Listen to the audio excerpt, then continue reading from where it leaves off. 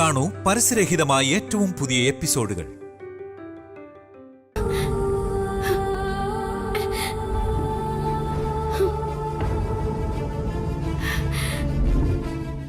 ഇതെന്തിനാ ഇങ്ങനെയൊരു സ്വപ്നം? അപ്പോ ഞാൻ പോലും അറിയാതെ എൻ്റെ ഉൾമനസ് ദേവേട്ടനെ എനിക്ക് തന്നെ വേണമെന്ന് ആഗ്രഹിക്കുന്നുണ്ട്. പാടില്ല, സ്വപ്നത്തിൽ പോലും അങ്ങനൊരു ആലോചന പാടില്ല. ദേവേട്ടൻ ശ്രേയയ്ക്കുള്ളതാണ്. ശ്രേയയുടെ കഴുത്തിൽ താലി കെട്ടി ദേവേട്ടൻ അവളോടൊപ്പം ജീവിക്കണം.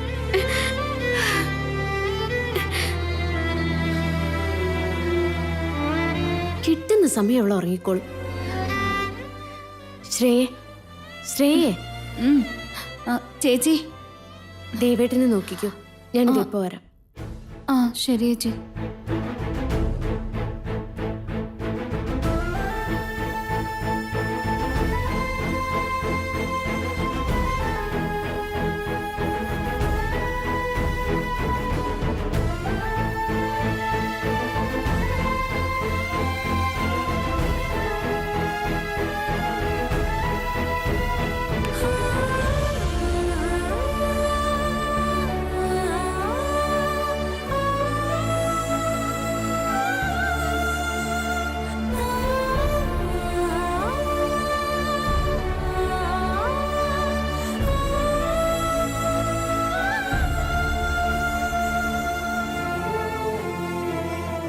ശരി, എന്നാ ഞാൻ എന്താ ചെയ്യാൻ പോകുന്നതെന്ന് പറയട്ടെ. ശ്രേയയുടെ കഴുത്തിൽ താലി കെട്ടാൻ ദേവേട്ടൻ തയ്യാറായില്ലെങ്കിൽ ഈ ക്ഷണം തന്നെ ഞാൻ ഈ വീട്ടിൽ നിന്ന് എങ്ങോട്ടേലും ഇറങ്ങിപ്പോവും ദേവേട്ട. ഒരിക്കൽ താലി കെട്ടിയവളുടെ കഴുത്തിൽ എന്ത് കാര്യത്തിന് വേണ്ടിയാണെങ്കിലും വീണ്ടും അത് കെട്ടി ഉറപ്പിക്കാൻ ശ്രമിച്ചതുകൊണ്ട് നിന്നോടുള്ള എന്റെ സ്നേഹത്തില് ഒരു മാറ്റം ഉണ്ടാകാൻ പോകുന്നില്ല വൈദേഹി. അതുകൊണ്ട് ഞാൻ വാക്ക് തരുന്നു.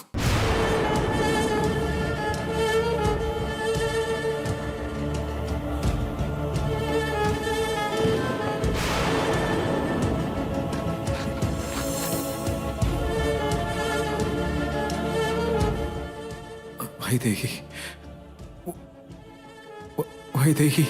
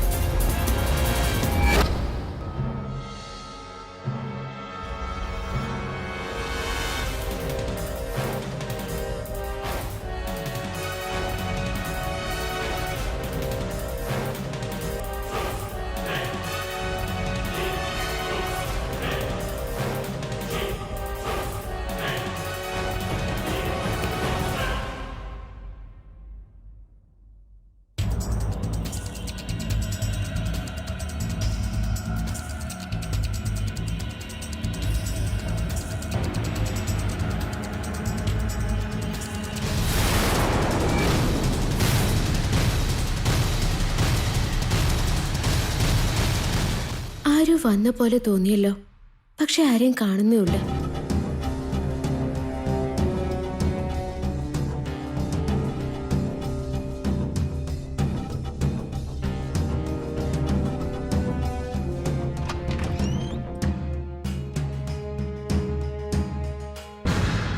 ആരുമില്ലല്ലോ. ശരിക്കും വന്നിരുന്നോ അതോ എനിക്ക് തോന്നിയതാണോ?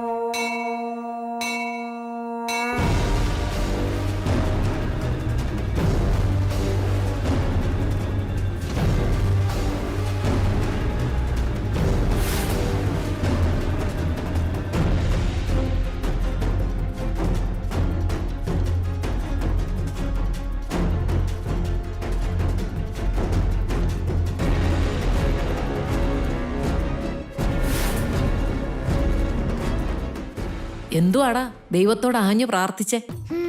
വയസ്സായിട്ട് എന്റെ അച്ഛമ്മയുടെ ബുദ്ധി തലതിരിഞ്ഞിട്ടാണല്ലോ. ഇനിയെങ്കിലും നല്ലൊരു ബുദ്ധി കൊടുക്കണേ രാമ എന്ന് പ്രാർത്ഥിച്ചതാ. അമ്പലം വന്നൊന്നും ഞാൻ നോക്കില്ല, നിന്റെ തലമണ്ട അടിച്ച് പൊട്ടിക്കും ഞാൻ, പറഞ്ഞേക്കാം. എന്റെ ബുദ്ധിക്ക് എന്താടാ ഒരു കേട്? തുരുമ്പ് പിടിച്ചിരിക്കുക. അച്ഛമ്മയ്ക്ക് ഒരു ശകലം ബുദ്ധി ഉണ്ടായിരുന്നെങ്കിൽ വൈദേഹി ചേച്ചിയുടെ ജീവിതം വെച്ച് ഇങ്ങനെ കളിക്കുമായിരുന്നോ? ശകലെങ്കിലും പക്വത ഉണ്ടായിരുന്നെങ്കിൽ കല്യാണം കഴിയാത്ത ശ്രേയ ചേച്ചി ദേവേട്ടൻ്റെ കൂടെ പറഞ്ഞുവിടോ? തലതിരിഞ്ഞ ബുദ്ധി ആയതുകൊണ്ടല്ലേ വൈദേഹി ചേച്ചിയുടെ ഭർത്താവിനെ കൊണ്ട് ശ്രേയ ചേച്ചി കെട്ടിക്കുന്നേ? ശരിയാടാ, നിന്റെ വർത്തമാനം ശരിയല്ലെന്ന് അറിഞ്ഞിട്ടും നിന്നെ ഞാൻ കൂടെ കൂട്ടിയില്ലേ, അതാടാ എനിക്ക് പറ്റിയ തെറ്റ്. നിക്കടാ, എടാ എവിടെയാടാ പോന്നേ?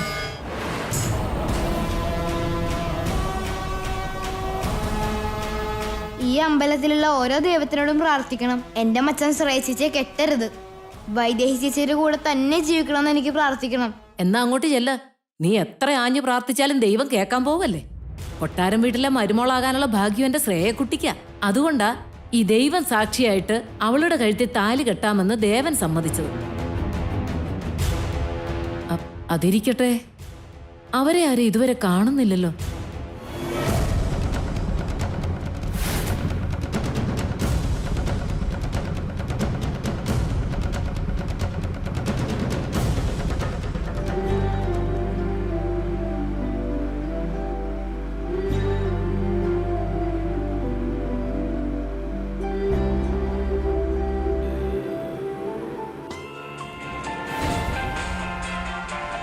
എപ്പോഴും ജയൻ ആരെങ്കിലും കൂടെ ഉള്ളപ്പോഴേ വിളിക്കൂ.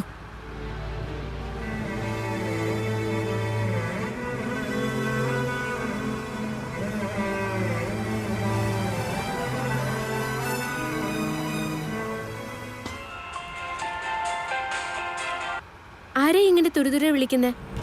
നീ എന്താ ഫോൺ എടുക്കാത്തെ? ചേച്ചി, അത് എന്തൊരു കഷ്ടാണെന്നറിയോ, കസ്റ്റമർ കെയറുകാരാ. ജയന വിളിക്കുന്നെന്നോ സിനിമ ഇനി എന്റെ മനസ്സിൽ നിന്ന് പോയിട്ടില്ലെന്നോ ചേച്ചി അറിഞ്ഞ പണി പാളും. രാത്രി പറഞ്ഞതുപോലെ ദേവേട്ടനെ ചേച്ചി കൈക്കലാക്കും. പിന്നെ അച്ഛമ്മ എന്നെ ജീവനോടെ വെച്ചേക്കില്ല. അല്ലെങ്കിൽ തന്നെ ജയൻ പറയുന്നത് ഇനിയെന്തിനു ഞാൻ അനുസരിക്കണം? അവൻ പറയുന്നത് കേട്ട് അവന്റെ കൂടെ പോയപ്പോഴൊന്നും കാര്യങ്ങൾ നടന്നിട്ടില്ല. ഇപ്രാവശ്യം എന്തായാലും അച്ഛമ്മ പറഞ്ഞതുപോലെ തന്നെ ചെയ്യാം. ദേവേട്ടന്റെ ഭാര്യയായി കഴിഞ്ഞാൽ പിന്നെ ആസ്തി മുഴുവൻ എന്റെ പേരിലാകുമല്ലോ. പിന്നെ ജയനില്ലാതെ തന്നെ എനിക്ക് 100 സിനിമ എടുക്കാൻ പറ്റും.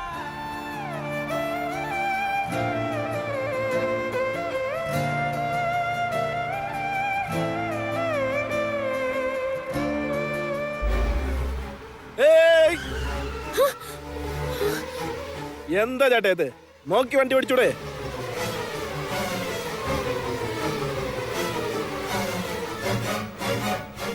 ഈശ്വര, എത്ര വലിയ അപകടത്തിൽ നിന്നാ നമ്മള് രക്ഷപ്പെട്ടത്. നീ എവിടെ നോക്കിയിരിക്കുക? വഴിയിലൂടെ പോകുന്ന ആൾക്കാരെ പോലും കാണാൻ പറ്റുന്നില്ലേ?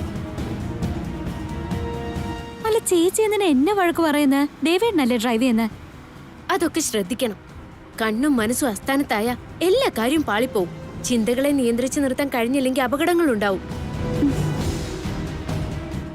അറിഞ്ഞുകൊണ്ട് തന്നെ ചില അപകടങ്ങളിലേക്ക് എടുത്തിയാടാൻ പോകുമ്പോൾ നമ്മൾ വിചാരിക്കാതെ വരുന്ന അപകടങ്ങളിൽ അതിശയിക്കേണ്ട കാര്യമൊന്നുമില്ല. ചേച്ചി എന്തിനു വെറുതെ എന്നെ വഴക്ക് പറയുന്ന? ദേവേട്ടൻ പറയുന്നതും മനസ്സിലാവുന്നില്ല. എന്താണോ എന്തോ.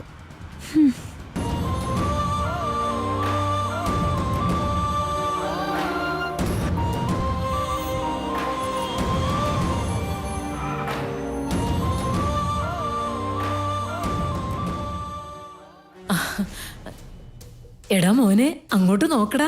നോക്ക്, അവര് വരാൻ പാടില്ലെന്നല്ലേ നീ പ്രാർത്ഥിച്ചത്? ദേ വന്ന് നിൽക്കുന്നു.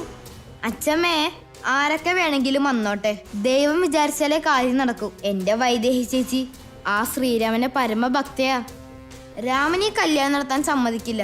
നീ ഒന്ന് പോടാ. കല്യാണം കഴിച്ചോളാന്ന് വാക്ക് തന്നിരിക്കുന്ന ദേവനല്ലേ ഈ വന്നിരിക്കുന്നേ. ഇനിയിപ്പോ ഈ കല്യാണത്തിന് എന്താ ഒരു തടസ്സം?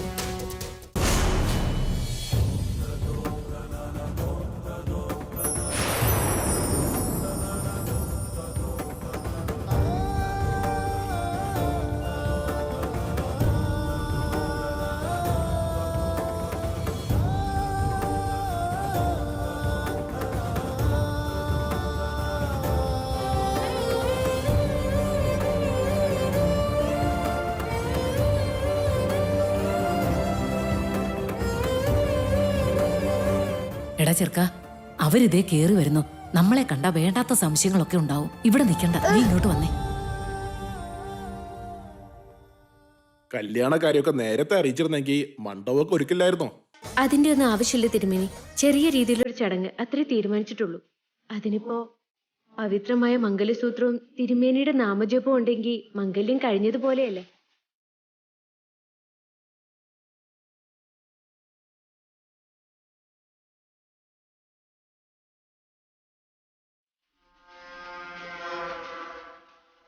ഇതാ ദേവ, ഈ മംഗല്യസൂത്രം സ്വീകരിച്ചോളൂ. എന്നിട്ട് ആ കുട്ടിയുടെ കഴുത്തിലേക്ക് ഇട്ട് കൊടുത്തേക്ക്.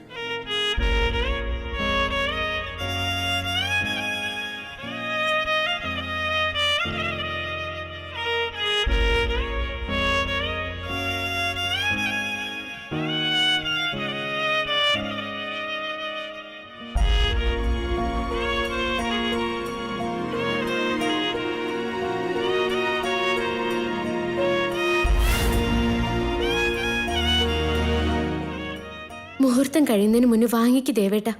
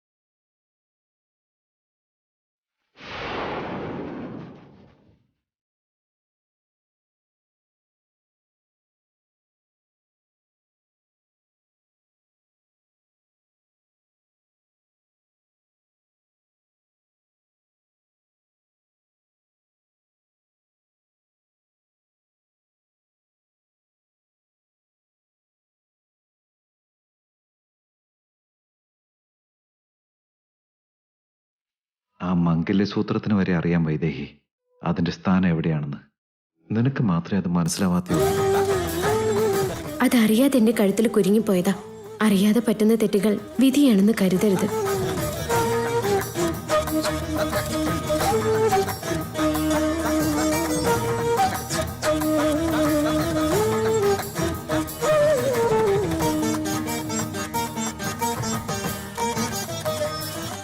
രക്ഷപ്പെട്ടു. ഇങ്ങനെ വല്ലതൊക്കെ നടക്കുമെന്ന് അറിഞ്ഞോണ്ടാ ആ താലി അഴിച്ച് മാറ്റി വെക്കാൻ പറഞ്ഞത്. കേട്ടില്ലല്ലോ, താൻ തോന്നിത്തരമല്ലേ. അതെങ്ങനെ അഴിക്കും അച്ഛമ്മേ? ചേച്ചിയുടെ കഴുത്തിൽ കിടക്കുന്ന ആ താലിയായിരിക്കും ചേച്ചിയുടെ ജീവിതത്തെ രക്ഷിക്കാൻ പോകുന്നത്. നിർത്തറ.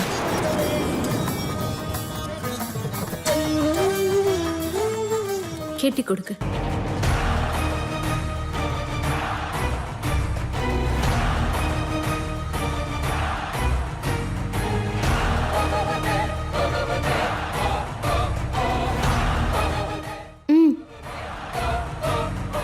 വാങ്ങിച്ച ദേവേട്ട.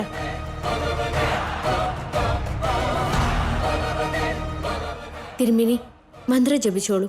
മാംഗല്യധാരണ മുഹൂർത്ത സമമുഹൂർത്ത അസ്തു മംഗളാശാസന പരേർമദാചാര്യ പുരോഗമൈ സർവൈശ്ച പൂർവൈ ആചാര്യൈഃ സകൃതായാസ്തു മംഗളം.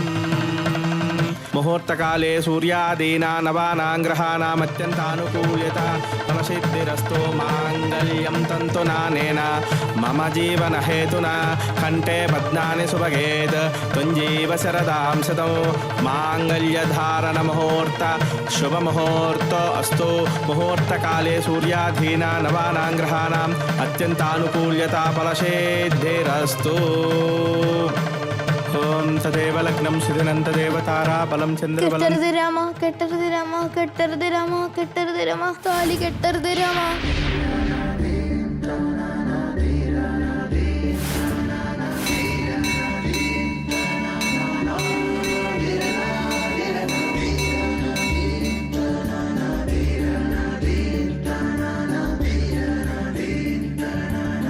കെട്ടരുത് രാമ, കെട്ടരുത്.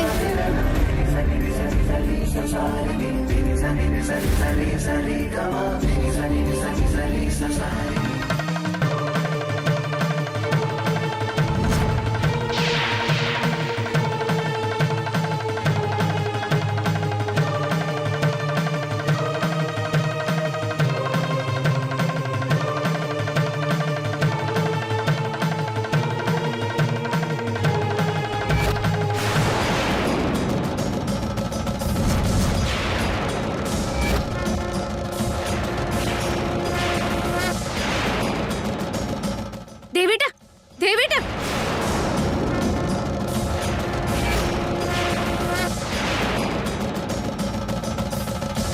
തിരുമേനി ഒരു മിനിറ്റ്. ശ്രേയ നീ നിക്ക്. താലി കെട്ടാവെന്ന് സമ്മതിച്ചല്ലേ, എന്നിട്ട് ഇപ്പൊ അവനെന്താ ഒരു മനമാറ്റം ഉണ്ടായേക്കുന്നേ? കെട്ടില്ല. അതിന് കാരണമുണ്ട്. ദേവെന്നൊരാൾ മോളുണ്ടേ. എന്റെ രാമ, നീയാ കാത്തത്. ഒത്തിരി താങ്ക്സ്. ദാ. അയ്യോ,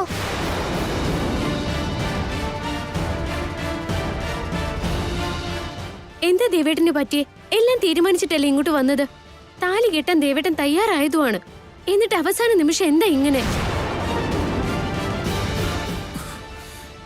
എന്നെ കൊണ്ട് ഇതിനൊന്നും പറ്റുന്നില്ല വൈദേഹി.